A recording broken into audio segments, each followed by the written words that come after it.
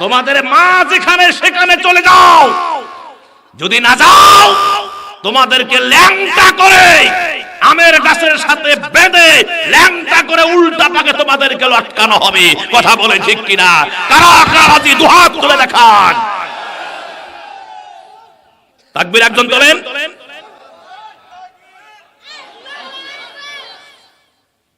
এইভাবে তো হবে না ভাই। চরের মানুষের ঈমান তো অনেক মজবুত আছে আলহামদুলিল্লাহ। শিবিরের ছেলেরা, যদি শিবিরের ছেলেরা দুর্বল হয়, ছাত্র দলের ছেলেরা স্লোগান দেবেন, যেহেতু তোমরা লাইনে আছেন। কথা ঠিক কিনা? হ্যাঁ, ওরা খালি এমন মানে অস্থির হয়ে গেছে, কখনটা ক্ষমতা বসবে, গা খালি গরম, খালি সারা ছবন দেখে মানে মন্ত্রী হয়ে বসিয়েছে সংসদ, এমপি হয়ে বসিয়েছে, স্পিকার হয়ে বসিয়েছে, প্রধানমন্ত্রী হয়ে বসে, প্রেসিডেন্ট হয়ে বসিয়েছে। ওই স্বপ্ন এলাকায় দেখেন না, কয়দিন ধীরে এখন গোছ গাছ হোক।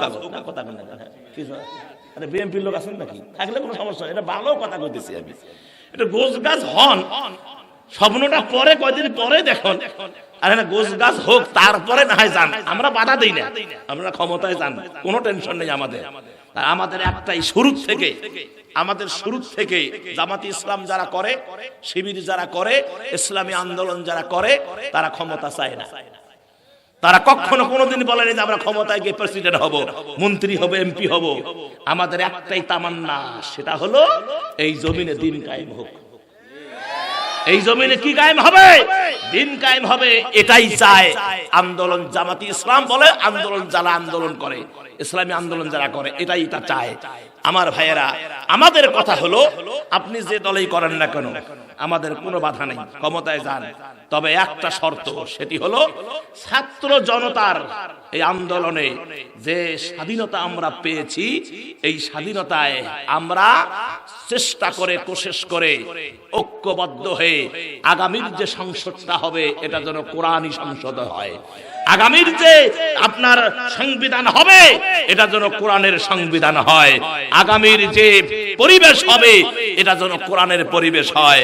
যদি আগামী এই সংসদের সংবিধান যদি এই কোরআনকে সংবিধান বানাতে পারেন, যদি প্রত্যেকটা সেক্টরে যদি কোরআনের আইন অনুশাসন চালাতে মানে বাস্তবায়ন করতে পারেন, তাহলে কে ক্ষমতায় যান, কোনো আমাদের আপত্তি নাই। আমরা দেখতে চাই কোরআনের শাসন। কথা কোন ঠিক কিনা?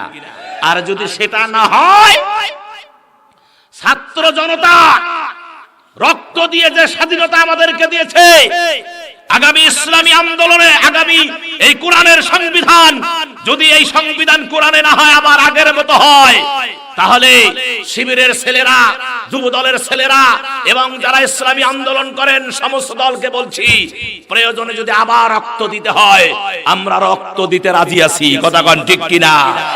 আমরা অন্ধত্ব বরণ করতে রাজি আছি, হাত দিতে রাজি আছি, পা দিতে রাজি আছি।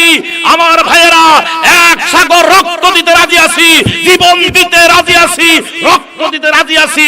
ইসলামের এই কোরআন সংসদে নিয়ে যাওয়ার জন্য রক্ত যদি দিতে হয়, কারা কারা রক্ত দিতে প্রস্তুত? দুহাত তুলে আল্লাহকে দেখান।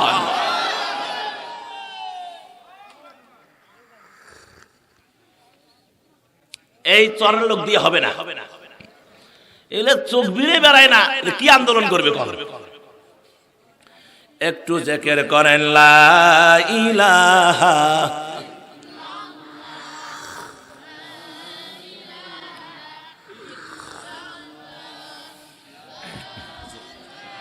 বলেন।